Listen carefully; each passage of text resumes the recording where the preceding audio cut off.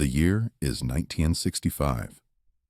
The air in Montgomery, Alabama, hangs heavy, not just with the humid southern heat, but with an unspoken tension, a palpable unease that clings to every brick and every shadow.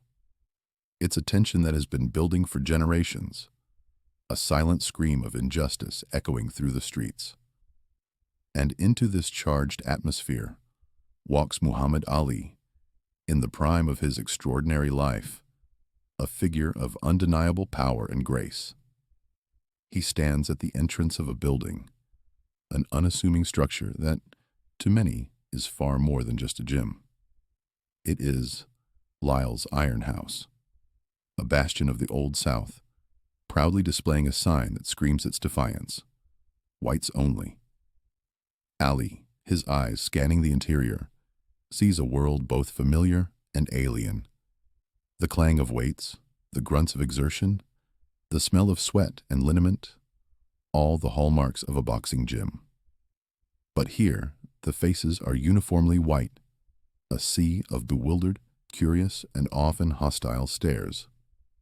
As Ali takes a step forward, his path is abruptly blocked by a mountain of a man, the gym owner himself, Lyle. Lyle is built like a brick wall, his face etched with years of hard living and an even harder resolve. His eyes, cold and unwavering, bore into Ali's. "You can't come in here, boy," Lyle says, his voice a low rumble. Yet every word carries across the gym, silencing the clanging weights, stilling the grunting men. "This ain't for your kind." The statement hangs in the air, a declaration of ownership, a reinforcement of an invisible, yet impenetrable, barrier. Ali doesn't raise his voice. He doesn't flinch. His gaze, calm and steady, meets Lyle's, then slowly sweeps across the faces of the white men inside. Some stare back defiantly.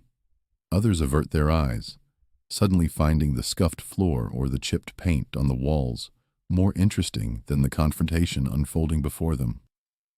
Ali takes a deep breath, a slow, deliberate intake of air that seems to absorb the tension around him.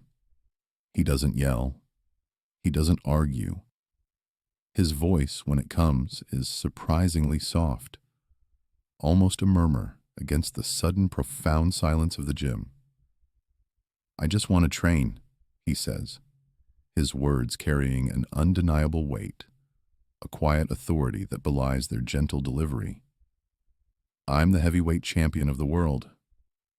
It's not a boast, but a simple statement of fact, an appeal to a shared understanding of athletic pursuit, a common ground that, in this place, seems to have vanished.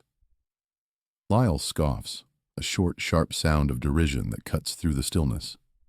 "Champion of what? Not in here." And then he acts. A push, gentle yet firm. A clear, physical boundary drawn in the air, meant to emphasize his point, to move Ali back, to put him in his place. But Ali doesn't move. He holds his ground, a monument of quiet defiance against the invisible force field of segregation. Sometimes, quiet strength speaks louder than any shout. Ali looks at Lyle for a long moment, his expression unreadable, a mixture of patience and a steely resolve. Then, slowly, almost imperceptibly, his head turns. His gaze shifts, moving just past Lyle's shoulder, fixing on something unseen by the others. A flicker of realization igniting in his eyes. What he sees, or what he has just remembered, isn't clear yet. The mystery hangs, heavy and intriguing, in the charged air. Before we continue this extraordinary story, make sure to subscribe to our channel and tell us where you're watching from in the comments below. Your support helps us bring more untold histories to light. Montgomery, Alabama, in 1965, was a city caught in the throes of a profound transformation, yet stubbornly clinging to the vestiges of a bygone era. It was a place where history was made on bus seats and at lunch counters, a crucible for the civil rights movement. but also a stronghold of deeply entrenched segregation. For black residents, daily life was a meticulously navigated minefield of unspoken rules and overt discrimination.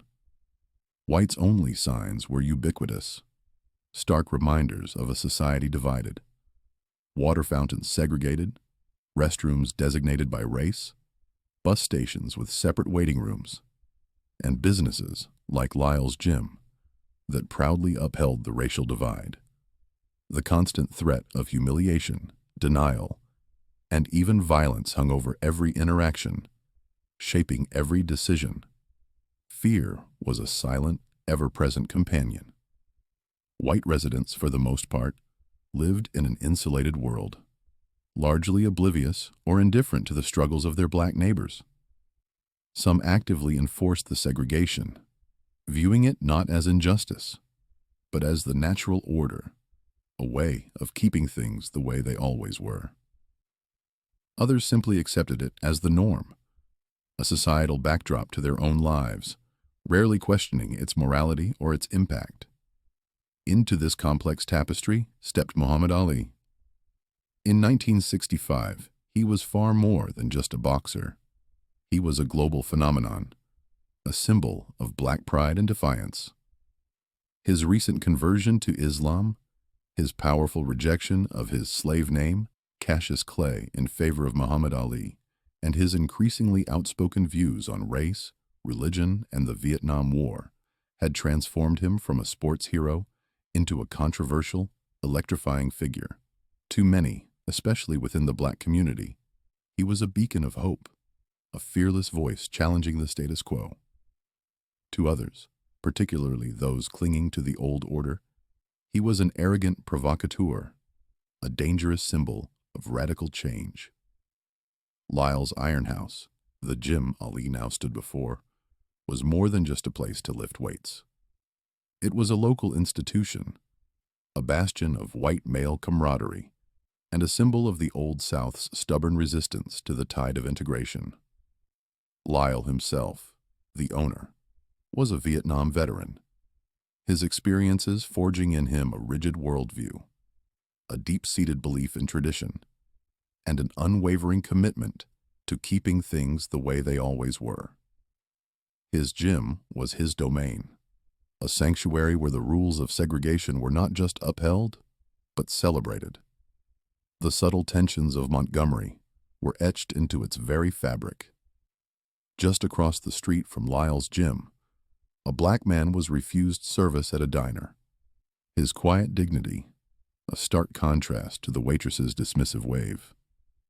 A white police officer, leaning against his patrol car, his hand casually resting on the butt of his service weapon, watched a group of black children playing stickball. His presence, a silent, menacing reminder of who held the power. These small, everyday occurrences were not isolated incidents. They were threads in a larger tapestry of systemic prejudice, setting the stage for the deep-seated resistance Ali was about to confront.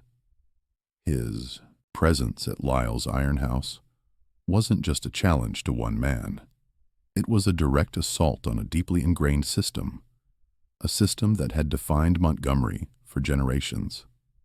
The history of Montgomery, and indeed the entire South, was a narrative of racial tension, a story written in the blood and tears of generations. Ali's confrontation with Lyle wasn't an isolated incident, but a single, potent chapter in a much larger, ongoing saga. It was the latest manifestation of a deeply fractured relationship between the white and black communities, a relationship defined by centuries of oppression, humiliation, and broken promises. Black boxers, many of them supremely talented, had long been denied access to proper training facilities. They were often relegated to makeshift gyms in sweltering basements or dilapidated community centers, while their white counterparts enjoyed state-of-the-art equipment and professional coaching. This wasn't just about physical space. It was about opportunity. Major fights, lucrative sponsorships, and national recognition were largely reserved for white athletes. The promises of integration, whispered by politicians and civil rights leaders, often dissolved into empty rhetoric, replaced by the bitter reality of separate but equal, which was, in practice, always separate and profoundly unequal. These were not mere inconveniences. They were systemic barriers designed to stifle ambition and reinforce racial hierarchy. The narrative of injustice was replete with instances of physical intimidation and verbal abuse, a constant psychological warfare waged against the Black community. Systemic neglect was rampant, manifesting in underfunded schools, inadequate housing, and a justice system that offered little justice for Black citizens. Consider the tragic tale of Smokey Johnson, a young Black boxer from Selma, just a short drive from Montgomery. Smokey was a prodigy, his speed and power legendary in local circles. He had trained tirelessly, dreaming of the state tournament, a gateway to a professional career. But his dreams were brutally cut short. The white-only gym, the only facility with the necessary equipment and coaching to prepare him for such a high-stakes competition, flatly refused him entry. Without proper training, without sparring partners of equal caliber, Smokey was forced to withdraw. His talent, his dedication, his entire future in boxing, extinguished not by a lack of skill, but by the immovable wall of segregation. His story was one of countless others, a quiet tragedy that echoed through the Black communities, a constant reminder of the arbitrary cruelty of their reality. These were the lived experiences that fueled the simmering resentment, the deep-seated weariness that permeated the Black community. Every whites-only sign, every dismissive glance, every denied opportunity had chipped away at their spirit, yet simultaneously forged an unbreakable resolve. Ali walking into Lyle's gym was not merely a celebrity making a statement. It was the culmination of generations of unfairness, a direct, powerful challenge to a system designed to keep people down. He was not just a boxer. He was a living embodiment of the fight for equality, stepping into a place that actively, vociferously, denied it.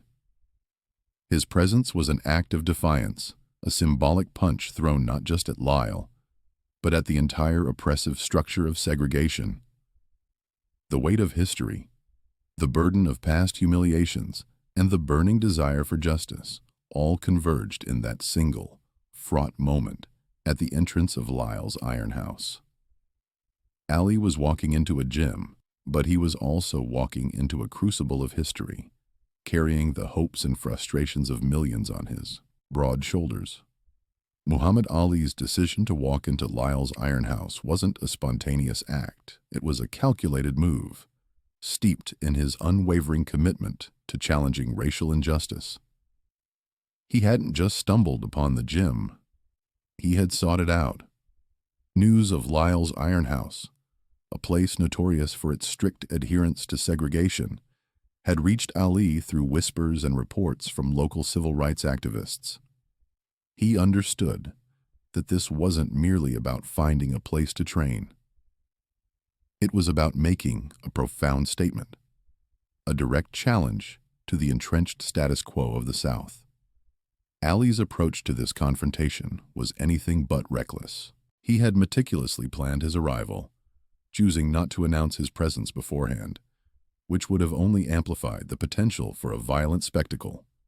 Instead, he arrived quietly, dressed in a simple tracksuit, a stark contrast to the flamboyant boxing attire he often donned for public appearances.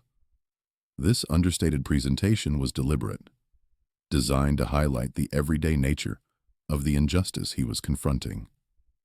He wasn't there as a showman, but as a man demanding his rights.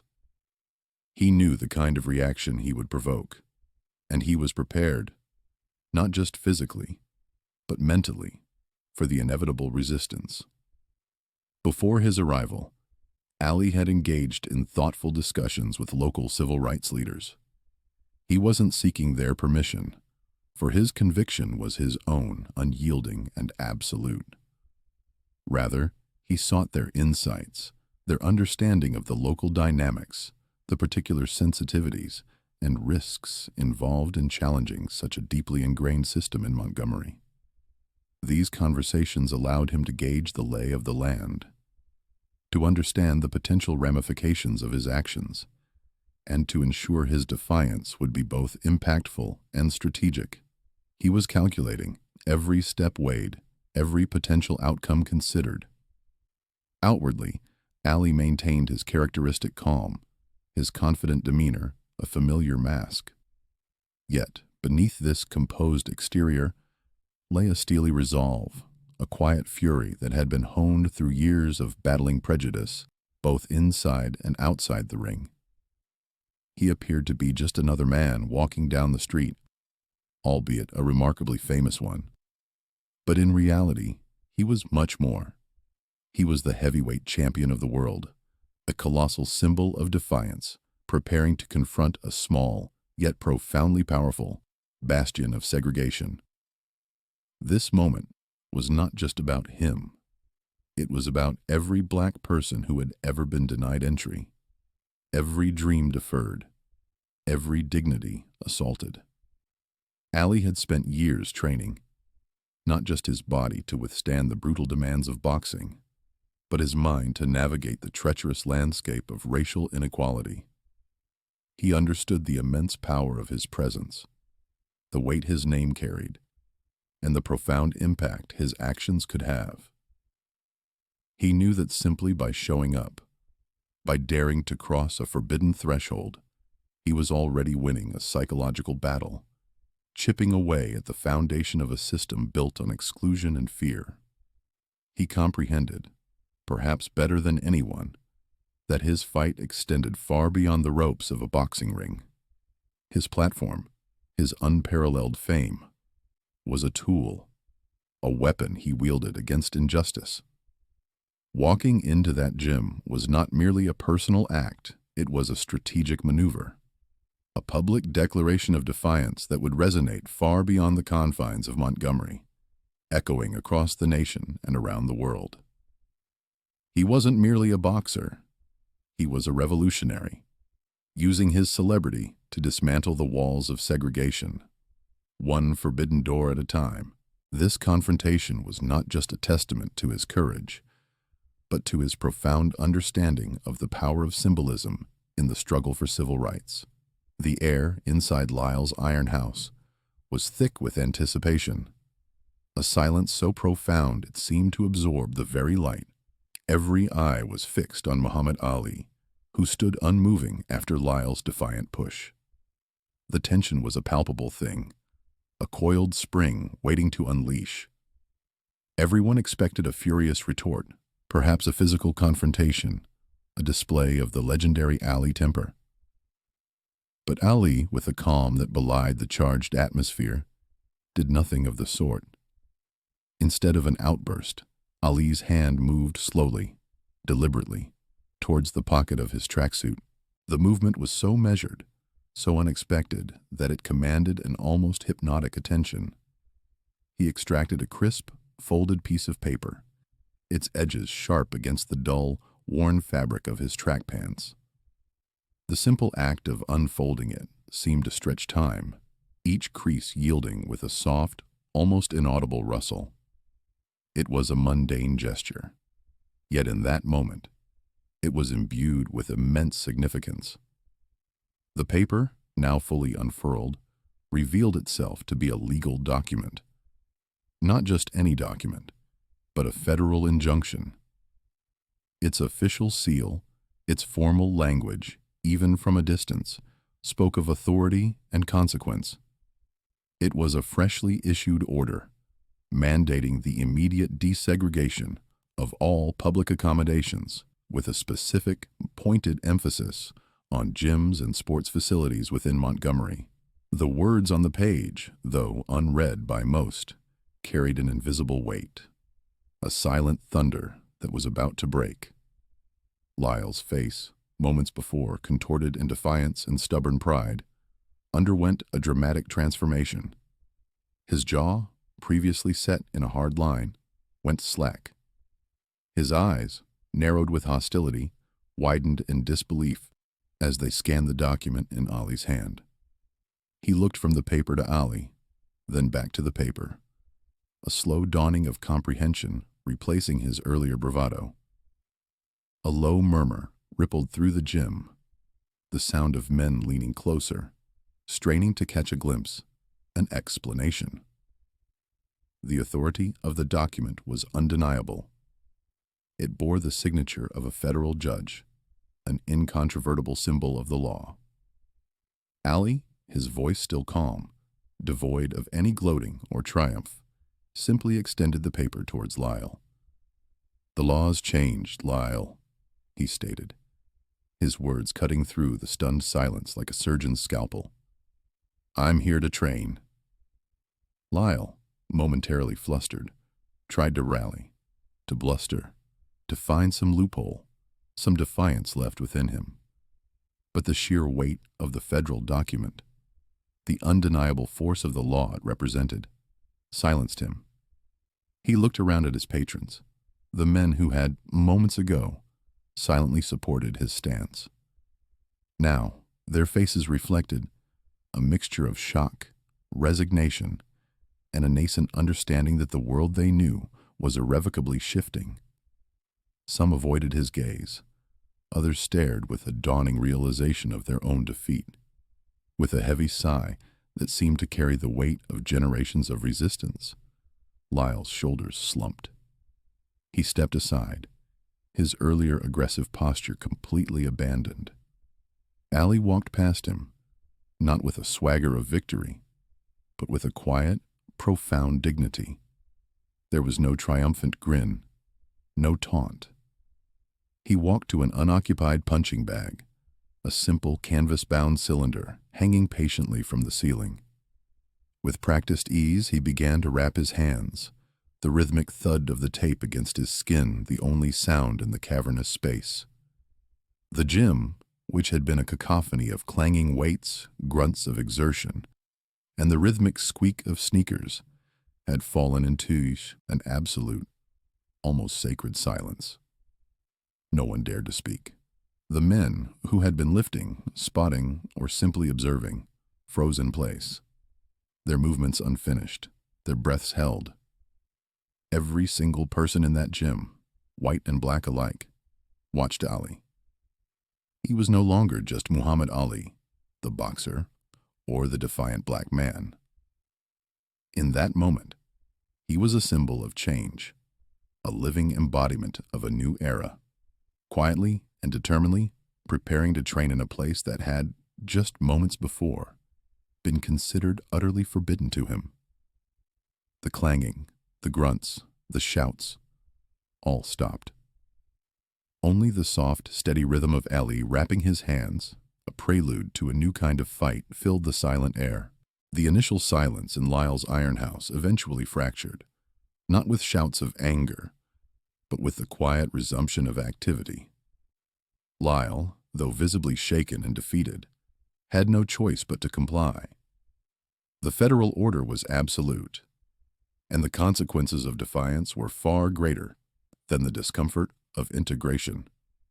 In the immediate aftermath, his gym experienced a significant shift. Some of his most loyal, racially prejudiced customers, disgusted by the turn of events, left, taking their business elsewhere. But surprisingly, others stayed, perhaps out of habit or a gradual, grudging acceptance of the inevitable. More importantly, the doors were now open. Slowly, cautiously, black athletes and residents began to trickle in, drawn by the news, by Ali's stand, and by the simple desire for a place to train. Lyle, the staunch segregationist, found himself in the unforeseen position of running an integrated gym. His reputation as a stronghold of the Old South was shattered, replaced by a reluctant, if pragmatic, adaptation to the new legal landscape. He never fully embraced the change, but he survived. a testament to the fact that even the most entrenched resistance could bend under the weight of law and moral imperative. Muhammad Ali, of course, continued his meteoric career. This incident in Montgomery, though perhaps a minor footnote in his vast legacy, became another shining example of his unwavering commitment to justice. It underscored his belief that his platform as the heavyweight champion extended far beyond the boxing ring. He wasn't just fighting opponents, he was fighting for a more equitable world. This quiet victory, in a small, segregated gym, resonated deeply with countless individuals, becoming a source of inspiration for activists and everyday citizens alike. It fueled the fires of the civil rights movement, demonstrating that direct, nonviolent confrontation, when coupled with legal backing, could dismantle the seemingly impenetrable walls of systemic racism. His actions encouraged others to challenge segregation in their own communities, in their own spheres of influence, knowing that even a seemingly insignificant act of defiance could spark profound change. This reflection on dignity and respect reveals the true genius of Ali's approach that day. He didn't resort to violence, though he was certainly capable of it. He didn't engage in a shouting match, though his words were famously sharp. Instead, he chose a path of quiet strength, armed with the law and his undeniable presence. He understood that true power wasn't always about brute force, but about strategic action, moral authority, and the courage to stand firm against injustice. He proved that sometimes the most revolutionary act is simply to exist in a space where you are told you do not belong, and to do so with unwavering dignity. He didn't need to throw a punch that day. His presence, his calm demeanor, and the federal injunction were far more potent weapons, striking at the very heart of segregation. The incident at Lyle's Iron House, though a small chapter in the grand sweeping narrative of the civil rights movement, represented a crucial shift. It was a tangible sign that the old ways, the entrenched systems of racial discrimination, were indeed crumbling. It offered a beacon of hope, a powerful affirmation that even in the most resistant corners of the South, change was not only possible, but inevitable. It marked a new beginning for many, a clear indication that the relentless fight for equality was being won, not just in grand legislative battles, but in the mundane, everyday spaces of American life. One gym, one bus, one lunch counter at a time. It was a testament to the cumulative power of individual acts of defiance, each one chipping away at the edifice of oppression.